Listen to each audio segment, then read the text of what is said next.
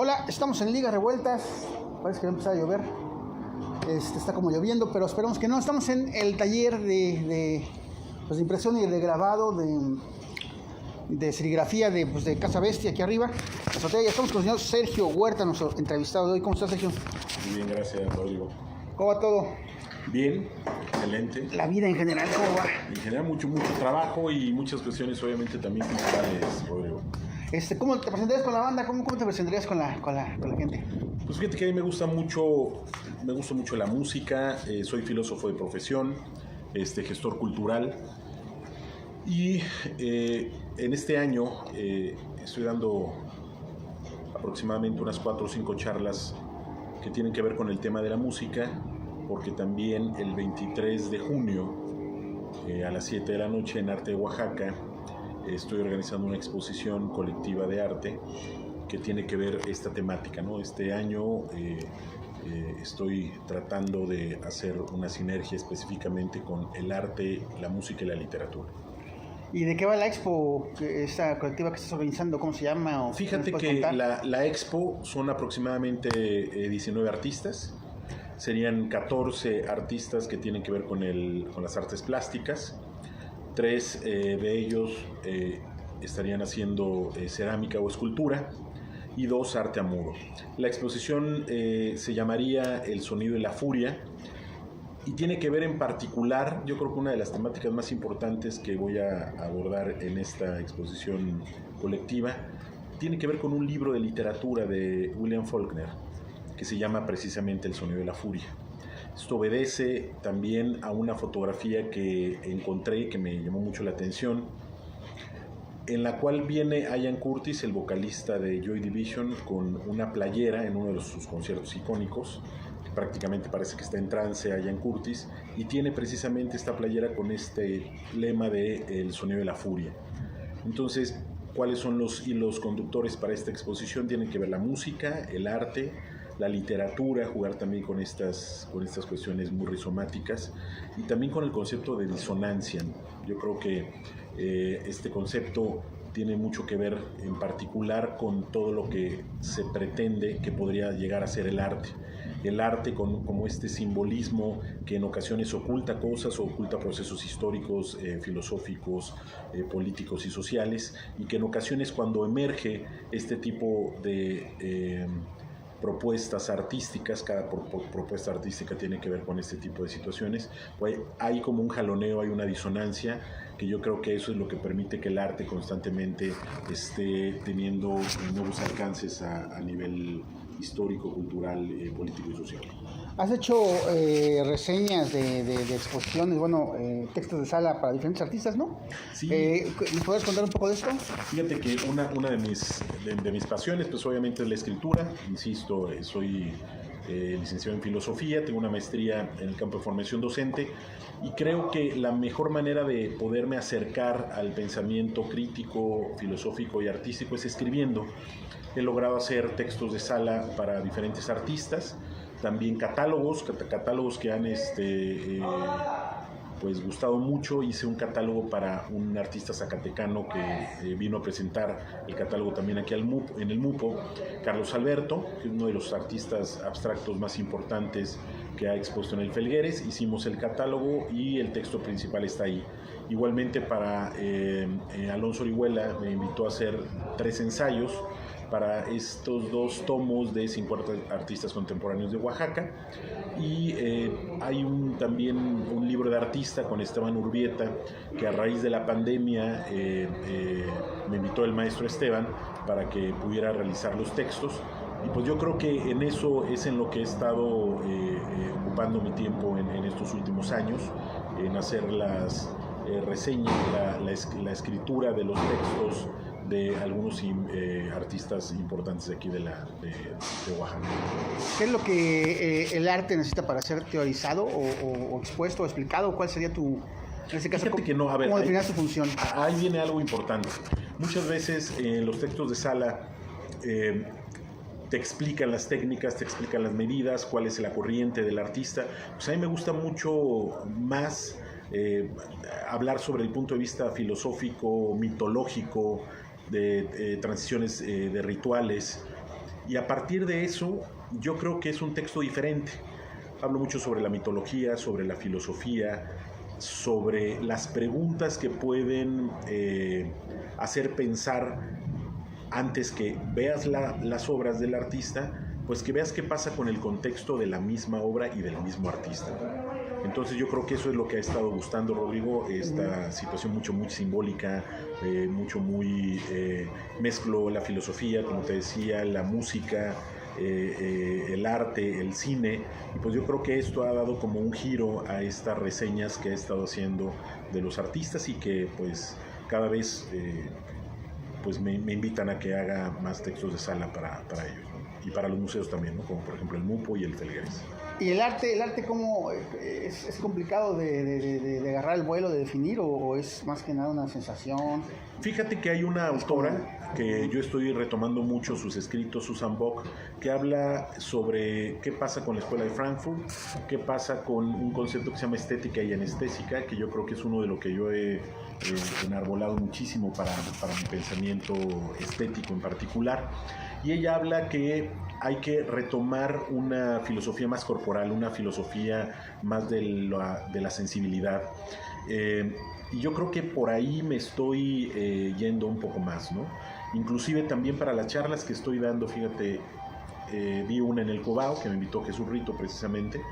La segunda va a ser para La Salle, aproximadamente para unos 500, 600 jóvenes. Pues estoy retomando el punk como una propedéutica de la muerte. ¿El punk? El punk. ¿El movimiento punk? ¿Los Sex Pistols o a qué te refieres con el punk? Fíjate que yo estoy haciendo una reflexión que prácticamente lleva 2 años y medio.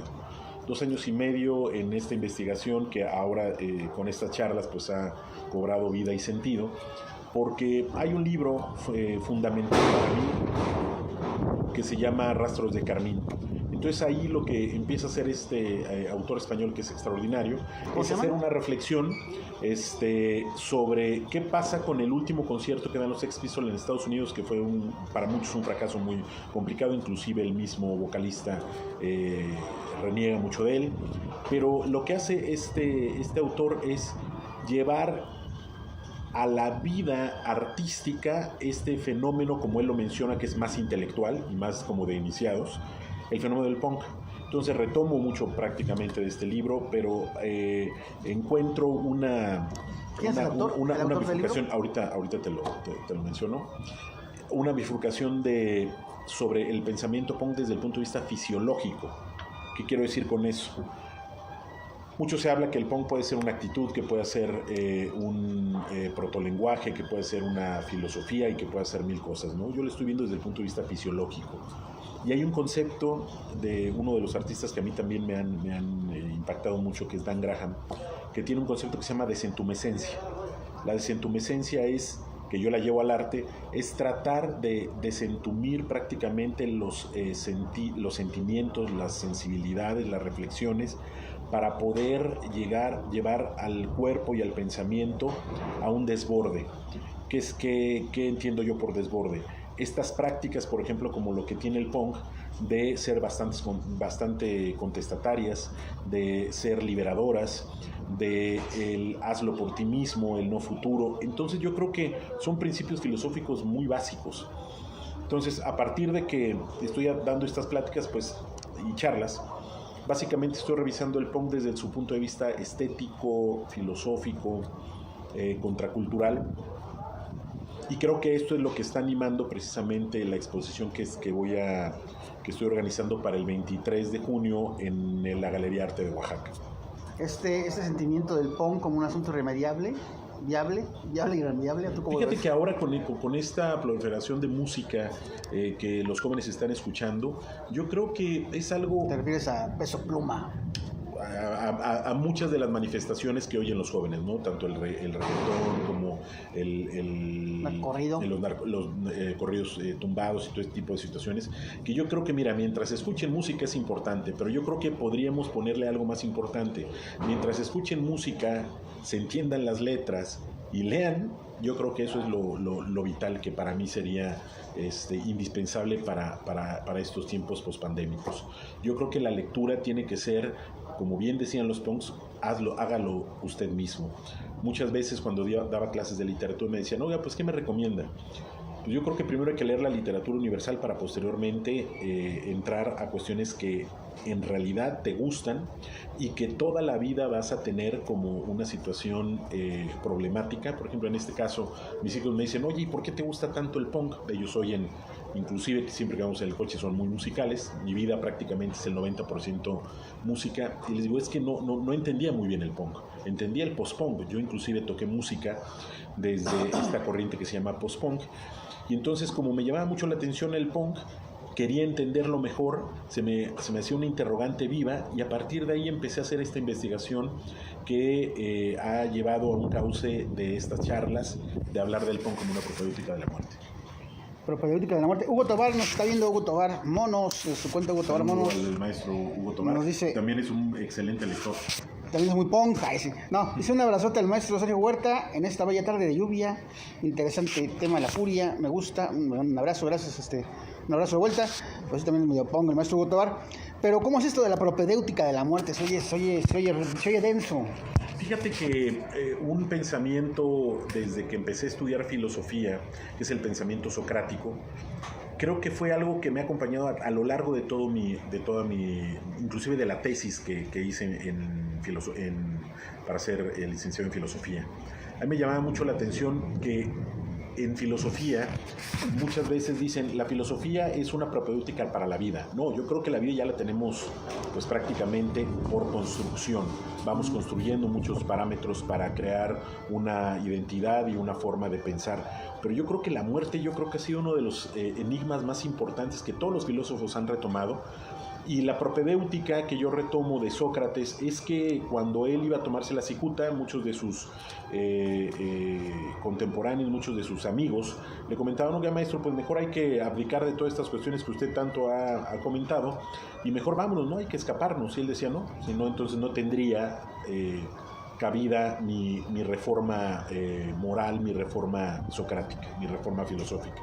Y creo que propedéutica de la muerte en él es en el que más me he centrado, porque cuando iba a tomarse la cicuta decía que tenía un daimon, que era como un genio, como un Pepe Grillo ahí, tan ahora revalorado por esta película extraordinaria de Guillermo del Toro, que es este grillito que le puede ser su voz de su conciencia.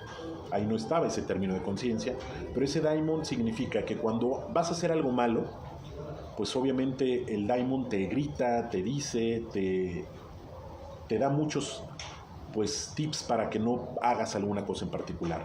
Pero lo que a él le llamaba mucho la atención es que cuando iba a tomarse la cicuta ni siquiera habló esa voz. Entonces él decía, pues a lo mejor me voy a tener que ir a algún lugar privilegiado en donde voy a estar conversando y voy a estar interrogando a Homero, a Hesiodo y a todos sus grandes pues poetas, ¿no? Entonces yo creo que propedéutica de la muerte es esta idea que tiene el pensamiento punk y la ideología y la filosofía punk de decir no hay futuro.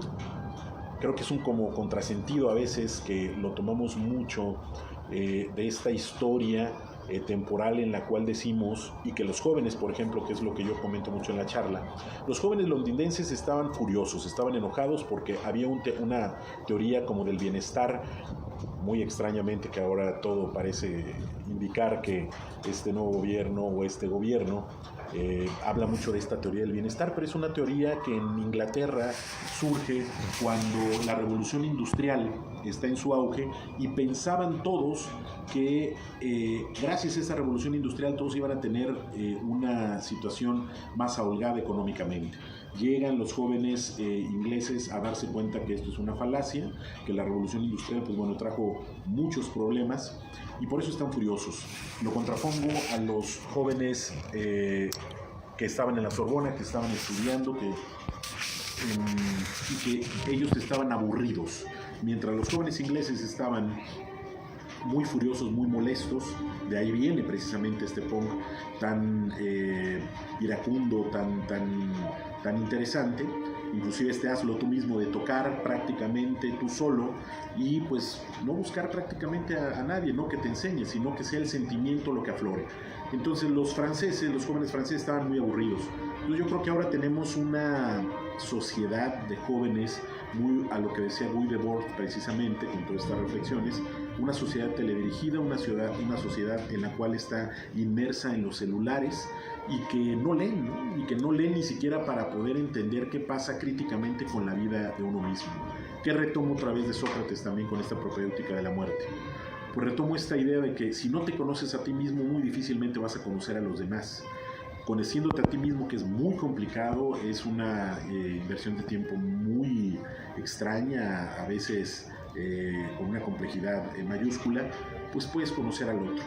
Entonces esta propéutica de la muerte que abordo precisamente desde estos síntomas del punk, del no hay futuro, de hágalo usted mismo, de ser como el santo patrono de las causas perdidas, pues yo creo que eso es lo que a mí me he estado forjando y fomentando para poder crear esta idea de esta exposición que se llama El sonido y la furia en Arte de Oaxaca. Que me proviene una frase de Shakespeare, ¿no? Bueno, no me acuerdo, algo así como la furia es el sonido de un idiota o en la mente de alguien de algo que tampoco existe, algo así va. Lo voy a buscar, no, pero sí, más o menos, bueno, porque estaba viendo una serie, entonces ahí venía la frase. Pero en ese sentido, hay una crítica que se llama Adelina Lesper, que es muy, ahora sí que es muy crítica en cuanto al arte contemporáneo y en cuanto a las coartadas del arte contemporáneo, en cuanto incluso a los mismos eventos del arte contemporáneo, no sé, la zona maco, estas cosas, en cuanto a qué nos quieren presentar como arte y qué no, en cuanto a que el arte es en sí una especie como de balón mega inflado que ¿no? Que todo el tiempo está reventando, pero que nos dicen que ahí está. ¿Tú cómo ves este cuestionamiento hacia el arte mismo, hacia qué es arte, qué no, y por qué no los venden como arte? Yo creo que, mira, vivimos en una ciudad privilegiada, ¿no? Y la misma Kaflow decía en sus reflexiones cuando fue al CASA que Oaxaca es la meca de la gráfica. Pues yo creo que hay algo que deberíamos de reflexionar. Hay muchos sectores en Oaxaca culturales, hay muchos gremios culturales, hay muchas esferas culturales, y yo creo que siempre estamos en una de ellas. Cuando en ocasiones hay algo de disonancia en estas mismas esferas, pues yo creo que es el momento justo para poder adentrarnos y para poder observar qué es lo que está pasando en el arte en general. Pues el arte urbano, que es del que a mí, yo empecé precisamente cuando trabajaba en la Secretaría de las Culturas y Arte a investigar, pues es un arte que si se dan cuenta ahorita, en el momento en el que van caminando por la calle, está en una explosión extraordinaria, ¿no? Antes eran formatos pequeños, ahora por ejemplo Urtarte y varios de los colectivos están haciendo pintas muchísimo más grandes y más vistosas y muchísimo más interesantes y más provocativas y que te dan una reflexión importante. ¿Qué retomo yo de la Escuela de Frankfurt? La Escuela de Frankfurt siempre decía, vamos a llevar a la filosofía a las calles. Yo creo que para mí las grandes pizarras educativas de la calle están en los grafitis, están en este tipo de situaciones que están proyectando tanto los pues proyectos, vicisitudes, enojos, corajes, vivencias que tiene un gremio muy importante que es el arte urbano. Pero también en las grandes galerías, ¿no? Las grandes galerías están cada vez abriéndose más espacios para arte emergente, para jóvenes que están haciendo arte. Esta misma Casa Bestia, que yo creo que es un baluarte importante para diferentes disciplinas y para poder exponer inquietudes y vicisitudes que tienen los jóvenes, pues yo creo que es algo importante. Claro que vivimos también en una, ¿cómo se podría decir?, en un nicho económicamente importante. Las críticas que siempre se hacen, por qué se inflan tanto los artistas o por qué cuesta tanto una obra o por qué no cuesta tanto otra obra, pues yo creo que también tiene que ver con un estudio estético, crítico de lo que a nosotros nos gusta.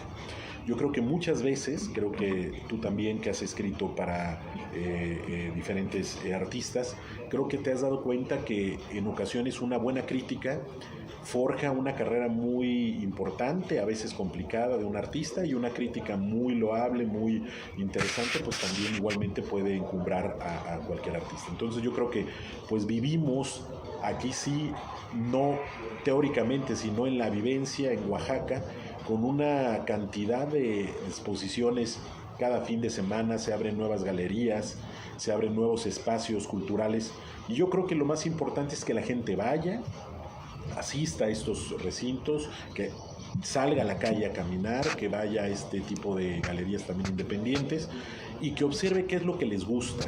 Yo creo que muchas veces el arte también puede ser muy subjetivo, decir, ¿qué es lo que yo compro? Pues lo que me gusta, ¿no? No compraría algo que no me gustaría.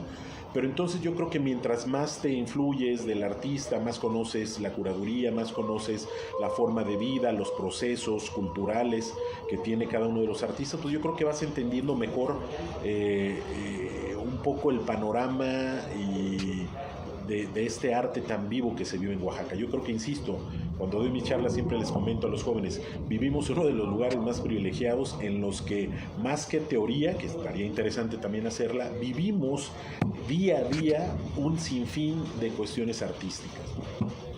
En ese sentido, el arte institucional hoy en día, bueno, en este país, igual también porque llega también un cuestionamiento en cuanto a que las becas, que han sido las becas, ¿no? Han sido semilleros, han sido clubes, ¿no? Las becas de para artistas, ¿no? El FONCA, todos esos fondos que ya no existe como tal, el FONCA. A lo que voy es que hoy, el arte parece como que está más alejado del presupuesto público, al menos así lo apreciamos. Hay quienes lloran amargamente por esto, quien dice que, bueno, que insisten que los impuestos es dinero de la gente y que por ese sentido tienen que estar al servicio pues de la sociedad, ¿no? Del arte en la sociedad. Hay quienes dicen que no, que la autogestión puede que sea una cuestión ahorita importante a llevar a cabo. ¿Tú cómo ves esta situación, lo institucional con el arte, ¿no? Se está digamos, borrando esta tendencia de décadas de un arte subvencionado por el Estado, becado todo el tiempo, que tal vez solo se compartía entre los mismos becarios o amigos de los becarios, o se está haciendo un arte que trata también de decir las cosas fuera de los canales de control y de poder que hay en este país, ¿no? Políticos. Pues yo te lo contestaría desde el punto de vista filosófico y de una filosofía estética que a mí siempre me ha gustado. La filosofía surge y tiene pie y cabida cuando hay conflictos, cuando hay tensiones. Yo creo que en estos momentos en los que hay muchas tensiones, en los que hay muchos conflictos, yo creo que el artista es cuando más activo y más creativo es. Yo considero que si en algún lugar, en algún estado hay becas, hay subvenciones, hay mecenazgos, pues está increíble, ¿no? Pero también si no los hay, yo creo que también es importante que el artista también busque otros mecanismos para dar a conocer su arte y para obtener también financiamiento. Creo que ahora los jóvenes están haciendo cosas extraordinarias, creo que el internet es algo importante, creo que las redes sociales están como que reconfigurando la manera de observar el arte, de entenderlo y de comprarlo inclusive. Entonces yo creo que, te digo, desde el punto de vista de la filosofía, siempre el conflicto, esta situación de la tensión, es lo que te hace pensar. Pensamos cuando tenemos un conflicto. A veces cuando tenemos todo a manos llenas, pues desgraciadamente pues se hacen cuestiones muy extrañas en el arte. Pero cuando hay un hambre, cuando hay una cuestión de carencia, a mí eso me gusta mucho, ¿no? Se pueden hacer cosas extraordinarias. Y también hay algunos privilegiados que tienen pues un poder adquisitivo bastante fuerte, una economía muy fuerte y que también están buscando constantemente qué jóvenes pueden dar el brinco para las siguientes generaciones, ¿no? Entonces yo creo que del conflicto y de esta situación, por eso te digo que a mí me gusta tanto esta filosofía del punk, es cuando en realidad pensamos y cuando decimos que en uno de los estados más increíblemente combativos, esa es la palabra, pues se dan cosas extraordinarias. Nosotros podemos observar el arte urbano que hacen, por ejemplo, y que llevan a otras latitudes, a otros países, y siempre tiene una característica: es muy inteligente, es muy crítico y no es conformista. Entonces yo creo que al igual que también los artistas ya encumbrados, pues también están constantemente produciendo, y en ocasiones como cuando leemos los libros y decimos, bueno, es que fíjate que Picasso tenía este tipo de inclinación y tenía esta filosofía, pues aquí los tenemos vivos. Entonces yo lo que creo y considero es que hay que irlos a visitar. Yo creo que visitar los talleres de cada uno de los artistas es el mejor tiempo invertido. Podemos observar qué es lo que están haciendo, a quién están apoyando, qué están probando provocando en su comunidad. Yo creo que esta idea de que las comunidades también tienen un incremento de creatividad y de ganas de hacer cosas, pues las tenemos muy presentes, ¿no? Me imagino en alguien como por ejemplo Ricardo Ángeles, que tiene como 3 o 4 proyectos, ¿no? Ruina, que está allá en Tilcajete, que están haciendo cosas muy interesantes, ¿no? Los mismos tlacolulocos que están en Tlacolula volteando prácticamente todos los ojos a ver qué es lo que están haciendo, qué están proponiendo, el mismo Edgardo Aragón en Ocotlán. Es decir, hay un sinfín de lugares. Ahora, por ejemplo, acabo de hacer en el puente un viaje a Cuicatlán y me llamó mucho la atención la cantidad de arte urbano que hay allá, que si nosotros relacionamos el arte urbano que se está haciendo en algunas comunidades con su gastronomía y con su cultura, imagínate, pues estamos en un lugar, insisto, de los más privilegiados, y que prácticamente casi todos los grandes artistas les gustaría vivir en Oaxaca, ¿no? Tenemos muestras, tenemos cine, tenemos artistas que son multidisciplinarios y que están haciendo un aporte bastante importante para la escena, tanto artística como estética, como musical, como gastronómica, ¿no? Hay un discurso, digamos, comercial de venta en el arte oaxaqueño, o sea, la figura del exotismo, de la magia, ¿es lo que vende o tú has observado un arte que también quiera ir por otros caminos y que... por supuesto. Y que le apuesta a otras cosas? ¿Qué es lo que tú has observado? Fíjate que hay un libro de Roger Valerio, Amanecer en la Maquiladora de Utopías, que es fundamental, que es, trascendental y fundamental para poder entender este tipo de cambios y de virajes, ¿no? Y me llama mucho la atención cuando leí ese libro que él había hecho un estudio de lo que dejaban escrito en los cuadernos en los museos. Pues es que ahora la gente muchas veces no se da cuenta de lo que escriben ahí, o sea, los grandes curadores o los grandes museos, de lo que escribe la gente. Creo que es un sentimiento de bote pronto y de decir, esto me gustó o esto no me gustó. Creo que pasa algo curioso con el arte, ¿no? El arte tiene sus grupos, el arte tiene sus propios movimientos, y para todos hay, Rodrigo. Yo creo que en este sentido tú te mueves en el momento y en el espacio y vibras con la gente que obviamente tiene una propuesta que va conforme a la tuya, ¿no? Hay muchos sectores en el arte contemporáneo en Oaxaca que yo creo que están jalando y están tensando prácticamente este hilo de significados, esta red de significados que puede crear que algo se pueda vender o que algo no se pueda vender. Obviamente, si a ti te gusta algo, vas a encontrar la manera de ir al taller con las personas, de pedir, por ejemplo, en ocasiones que hasta en pagos te puedan vender una obra. Cuando algo te llena, te hace vibrar, te pone la piel de gallina, yo creo que eso es lo importante, ¿no? Y pues prácticamente lo que se hace en Oaxaca es un mercado muy amplio, vasto, y que prácticamente tiene cabida para todos. Entonces yo creo que en el momento en el que se pelea un sector con el otro porque alguien está vendiendo más o porque alguien tiene un reflector más importante, pues yo creo que pues es parte del juego y de la dinámica del arte, pero pues insisto, yo creo que para todo hay una formalidad para poder adquirir arte, tanto de los consagrados como de la gente obviamente que empieza, ¿no? En ese sentido, bueno, la figura de Francisco Toledo, que no, algunos lo llaman un cacique cultural, otros un caudillo. En fin, él creó pues básicamente pues, como un escenario, una escena, ¿no? Un tiempo. Pero murió. Entonces, lo que se dice o tú cómo ves, o sea, con Francisco Toledo ya fallecido hace unos 4 años. ¿Hacia dónde va el arte oaxaqueño? ¿En qué se convierte el arte oaxaqueño? En gente que no sé, como Toledo, o en como tribus que buscan agandallarse este liderazgo, esta patente de curso sobre el arte oaxaqueño. ¿Tú cómo ves esa ausencia? Fíjate que yo como veo la figura del maestro Toledo, veo la figura del maestro Toledo como una figura en la que el creador de instituciones, el creador de espacios culturales y, lo más importante, el creador de una biblioteca extraordinaria, yo creo que es fundamental. No veo, fíjate, que en la República Mexicana una figura tan emblemática como la de él, en esta insistencia en que había causas que debían de ser defendidas, sí por el gran talante del maestro Toledo, pero que también siempre tenía que ver con el pueblo, ¿no? Que tenía que ver con la gente, que tenía que ver con el acercamiento de la lectura, de los grandes libros de arte, para muchos de sus discípulos, amigos y artistas. He platicado con 4 o 5 artistas que me dicen, es que yo me formé en la Biblioteca del Yago.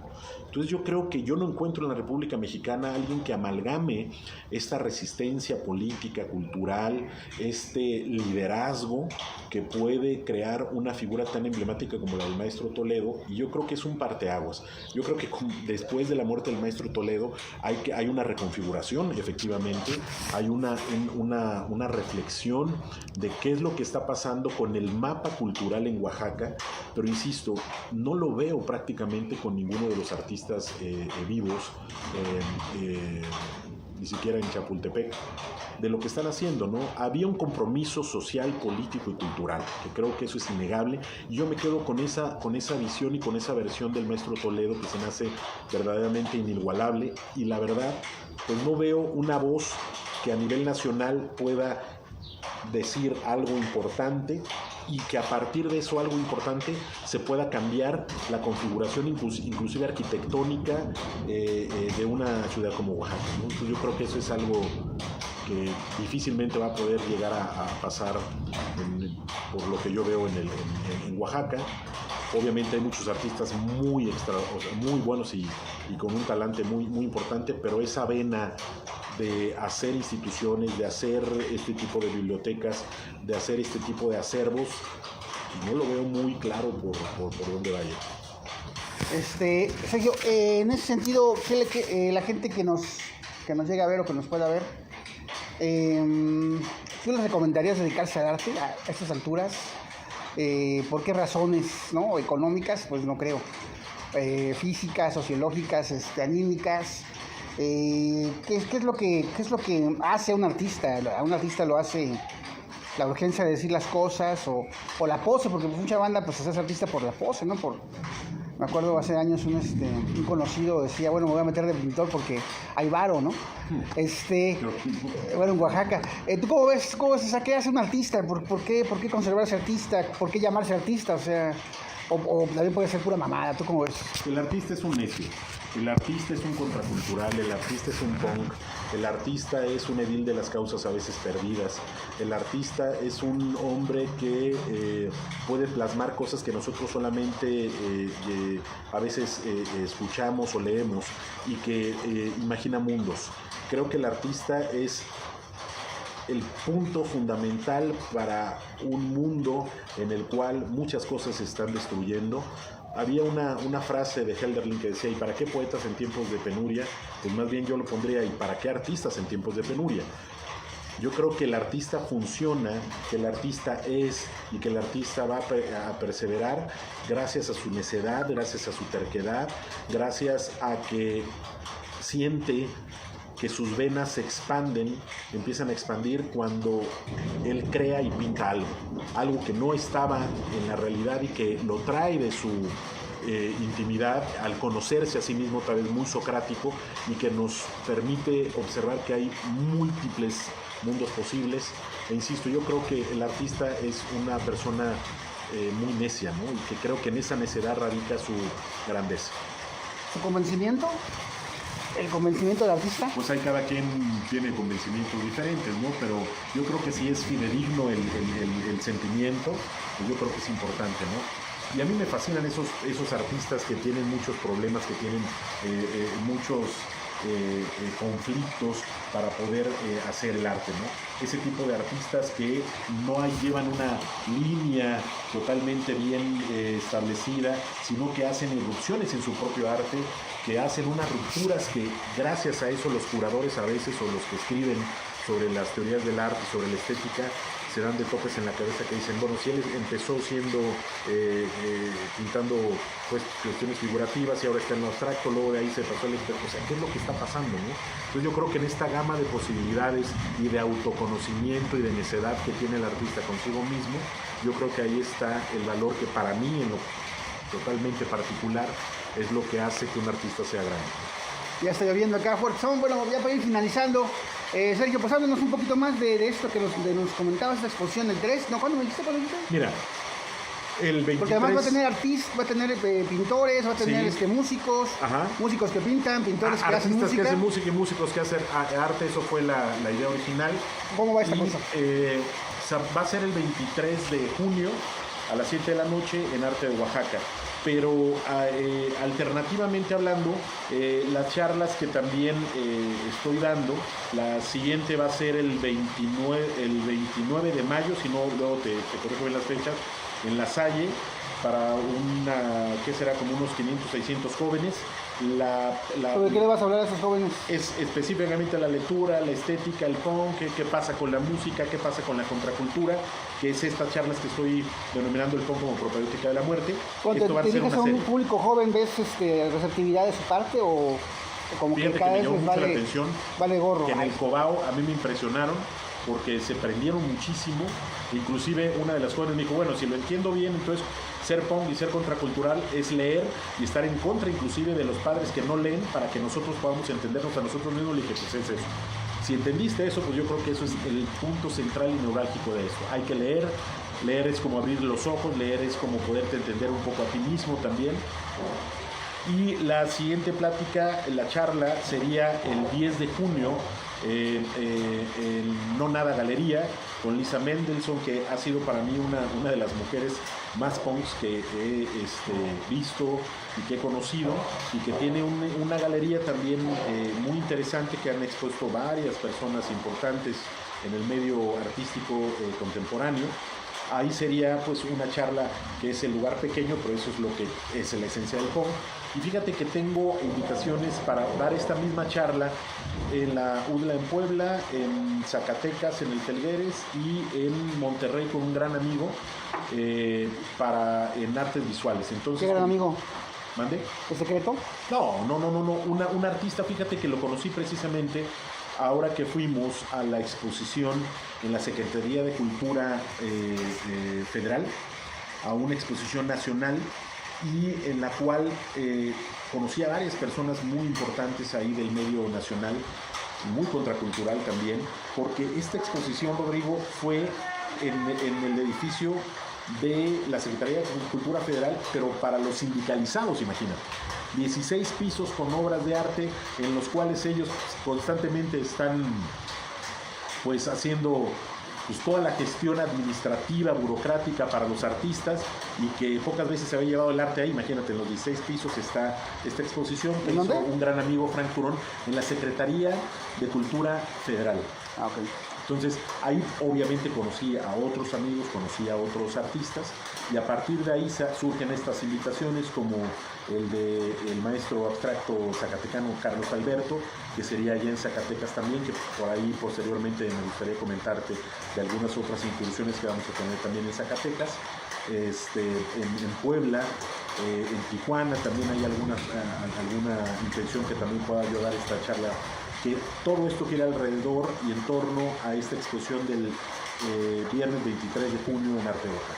Y la colaboración de pintores que hacen música, de músicos que pintan, ¿cómo va ahí? O cómo ¿Cómo inició esta idea? Fuimos a una reunión y conocí a Kun Vargas, que tiene una banda que se llama Los Prem, y a partir de ahí me invitó a su taller para observar qué es lo que él hacía. Y fíjate que extrañamente, o de ahí surgió prácticamente en hacer este tipo de expo colectiva de artistas que hacían música y de músicos que hacen arte. Está Mick Moore, que tiene exactamente la locomotora Johnson. Está otro gran amigo, Rubén Toledo, que también tenía una banda que se llama The Bernardines. Y están otros, fíjate que están otros compañeros y compañeras que les gusta y pintan muchísimo, y que su vida gira en torno a la música. ¿A poco Pete Scott hace música? No hace música, pero yo creo que ha sido una de mis almas gemelas en la cuestión de escuchar música.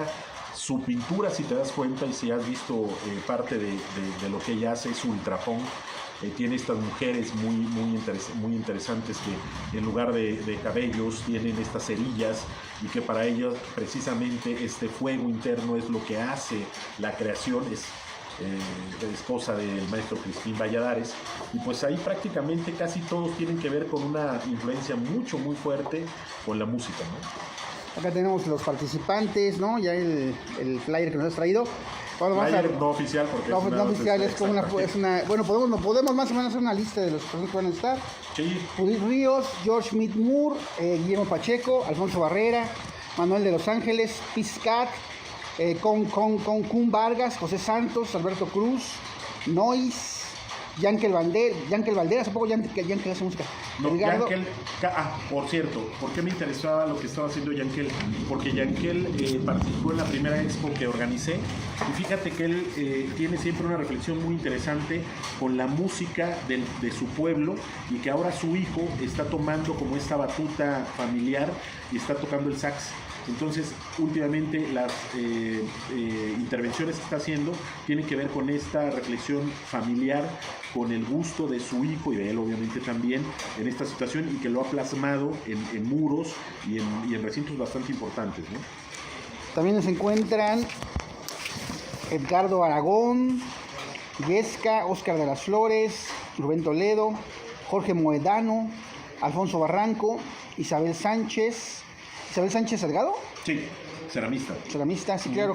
Pero ella ¿por qué la música? Pues también le... Fíjate que a mí me gusta mucho lo que ella hace con sus cerámicas, y en particular ella me comentó que iba a hacer una pieza en donde van a estar sus figuras emblemáticas en cerámica, pero como si fuera una banda de rock.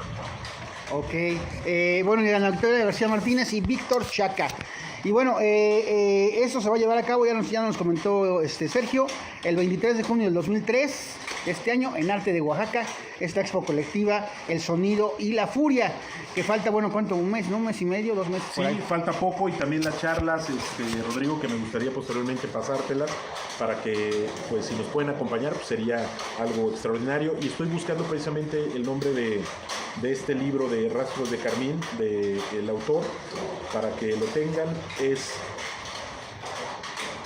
Marcus Gray. Marcus Gray hace esta reflexión sumamente espectacular sobre qué pasa con el punk, qué pasa con el situacionismo, revisa qué pasa con el dadaísmo, futurismo, y a partir de ahí él hace como algunas hipótesis en las cuales, pues, el creador de la parafernalia y de todas las cuestiones de los Sex Pistols tenía mucho que ver con esta idea de entender qué pasaba con la filosofía nietzscheana y con Guy Debord, y con estas ideas sobre el situacionismo.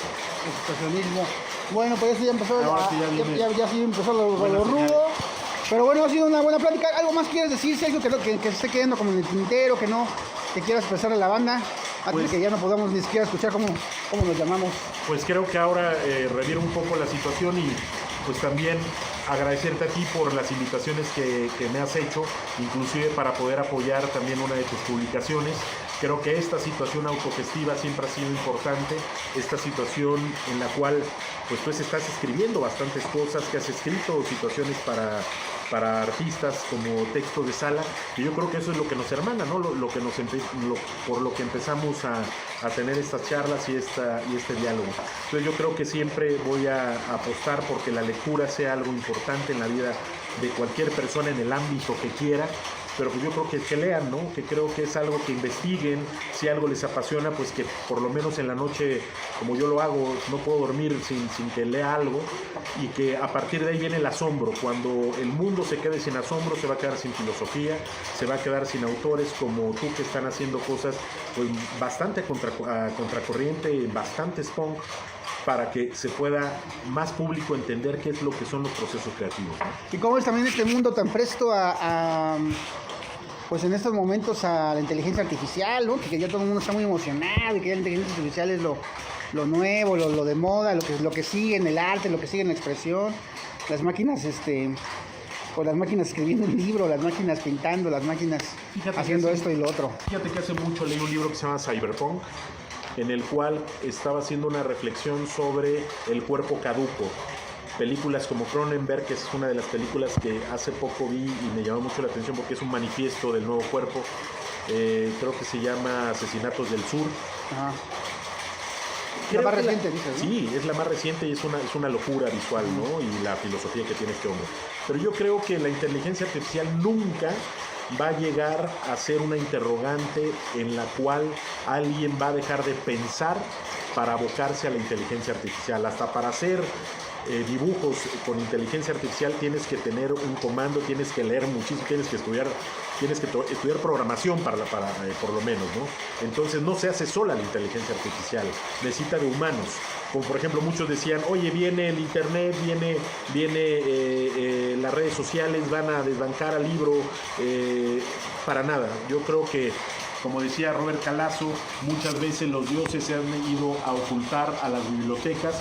Pues hay que despertar a esos dioses, hay que abrirles la puerta, hay que entenderlos, hay que invitarlos para que también estén en nuestra mente y nos puedan también guiar, como las musas que decía Homero, como decía Siono. Las musas en ocasiones llegan cuando uno menos lo piensa. No sé si a ti te pasa, yo en ocasiones estoy dormido y pues llega la musa, llega el hilo conductor del texto que vas a escribir para algún artista, te paras, empiezas a escribir, te quieres dormir, otra vez empieza, regresas, y yo creo que en ese momento es cuando hay que hacerle caso precisamente a este tipo de musas que todavía llegan y que son parte de la creación y de la creatividad de cualquier escritor. Ayer, por ejemplo, un cuate, o antier, estuvo queriendo como polemizar sobre que ya nadie lee, ¿no? Y que así son los tiempos, y que bueno, que el libro está muerto, pero eso es lo que han dicho desde hace mucho tiempo. Tú acabas de decirlo, ¿no? Leer es como una de las principales actividades que tú promocionas o invitas a hacer. Pero ¿cómo es esto? Ya nadie lee, la lectura está muerta, el libro está muerto. Mira, yo creo el conocimiento se está yendo al carajo. Por lo menos leen en Instagram, que ya son muy pocas cosas, en Twitter. Yo creo que necesitamos buscar nuestros propios intereses. Cuando no lees, cuando eres un alma muerta, como decía Gogol, ¿no? Cuando eres un alma que ya no necesita del asombro, cuando ya nada crees que te pueda aportar ningún conocimiento. Entonces yo creo que la lectura es fundamental. Somos un libro, somos nosotros mismos, creamos nuestra propia escritura y a partir de las lecturas podemos interpretar. Muchas críticas, Rodrigo, son que ya no hay una hermenéutica. ¿Qué significa hermenéutica? Una interpretación de lo que lees. Pues yo creo que inclusive en la realidad estamos ya interpretando en el momento en el que salimos, en el momento en el que escuchamos. Yo escucho mucho el radio, muchísimo, me encanta. Leo prácticamente todas las noches para poderme dormir, porque si no, pues hasta malos sueños ahí tengo medios extraños. Entonces yo creo que la lectura es fundamental y yo creo que todos a su medida, muy pequeña o muy grande, leemos.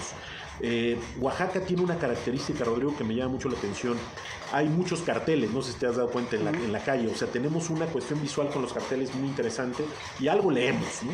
Entonces, si lees lo que sea, en el metro mucha gente dice, no, es que la gente no lee, mucha gente en el metro están leyendo un montón de cosas. Entonces, ¿qué es lo importante? Que leas algo que te prenda, que algo que, no sé si te ha pasado, que dices, no quiero que se termine el libro, no quiero que se termine porque es extraordinario. Y el problema es que dices, ¿y qué voy a seguir? Pues esos son precisamente los lectores que dan vida al mundo. Yo creo que el mundo es un gran libro, el mundo y el arte en particular es un gran texto abierto para las grandes interpretaciones y para las grandes ideas. Cuando tú vas a una exposición, por ejemplo, que muchos critican que la zona Maco, que hay una caja de zapatos vacía, pues yo creo que a mí una de las cuestiones que me llamó más la atención de lo de Gabriel Orozco, fíjate que fue más bien el texto para poder entender esta caja vacía. Otros de los artistas que me llama más la atención, no sé si escribe mejor o pinta mejor, era Salvador Dalí. Salvador Dalí tiene unos libros extraordinarios, Max Ernst, otro de los grandes, que fue uno de mis principales y en el principio que me arrojaron al mundo del arte fue Giorgio de Chirico. Tenía un hermano que fue el que creó la pintura metafísica, el simbolismo, Creo que no debemos de perder que los grandes artistas deben de ser grandes lectores y que los grandes lectores deben de interpretar el mundo para que puedan entenderse mejor a sí mismos. Ok, pues muy bien. Pues ahorita pues ya prácticamente ya se va a inaugurar aquí en Casa Bestia la expo de este evento que va a estar todo este mes en Casa Bestia, organizado principalmente por Sigrid Weiss, la maestra Sigrid Weiss, que se llama Erótica 7. ¿Tú cómo ves este tipo de esfuerzos, Sergio? Loables, extraordinarios, e insisto, y contraculturales. Me comenta que recibió más de 100 y tantas obras y ahorita van a estar expuestas aproximadamente como 30-35, pero la sinergia que tiene Sigrid con Reto, con los mismos creadores de Casa Bestia, con el DJ, creo que eso es lo que hace de Oaxaca un punto neurálgico y un epicentro cultural fuera de serie. Digamos la conjunción. A ver, yo creo que el artista sí crea solo, pero en el momento en el que va a exponer su arte, el arte, pues yo creo que hay un conglomerado de artistas, de amigos, de confidentes, de público, de compradores, que hacen posible todo este tipo de situaciones. Y este tipo de lugares como Casa Bestia, yo creo que también apuestan mucho por lo emergente, que apuestan mucho por este tipo de iniciativas, pues yo creo que es de aplaudirse porque hacen falta más lugares como este, ¿no? Y una reflexión que hace Sigrid con una temática sobre el erotismo, pues yo creo que es algo extraordinario. En el momento en el que empiezo a ver las obras, recuerdo mucho a Georges Bataille, con todas estas historias del ojo, y a partir de ahí empezamos a leer otra vez, como te decía. Creo que alguien que lee mucho siempre tiene una referencia para todo lo que ve y empieza a hacer de su mundo un mundo muchísimo más interesante para vivir. Ok, pues muchas gracias por la plática. Algo que no te haya preguntado, Sergio. ¿Quieres comentar? ¿Alguna invitación? Pues la invitación a que asistan a los museos, que asistan a los espacios culturales independientes y dependientes, que si pueden acompañarme en estas charlas que voy a tener aquí en Oaxaca en mayo, 29 de mayo, en junio, y ya después ahí les daría otra sorpresa en agosto, en un lugar muy interesante que está creo que aquí en la esquina. Entonces ahí va a estar interesante. Ojalá que nos puedan acompañar y que se interesen cada vez más por cada uno de los artistas que exponen en muchos de los lugares. Lean por favor los textos de sala. Creo que los textos de sala es un sentimiento bastante importante de cada uno de los escritores, que en Oaxaca hay extraordinarios, para poder dar los primeros pasos en este mundo tan importante que es el arte. ¿El arte está muerto o más vivo que nunca? Para mí, muy vivo, pero le hace falta también más electricidad, le hace falta más punk, le hace falta más punch, le hace falta más crítica y más contracultura. Ok, pues muchas gracias, Sergio. Gracias a ti, Rodrigo, por la invitación y muy gracias. Va, pues pues gracias a ustedes, ya saben, si andan por acá cerca o no cerca, pues a las 7 de la noche será la inauguración de la expo de Erótica 7, y todo el mes pues va a estar Erótica 7 con varios eventos ahí cuchicuchescos que ustedes tienen que estar pendientes. Y bueno, ya saben, el 23 de junio la expo del maestro Sergio Huerta. Saludos.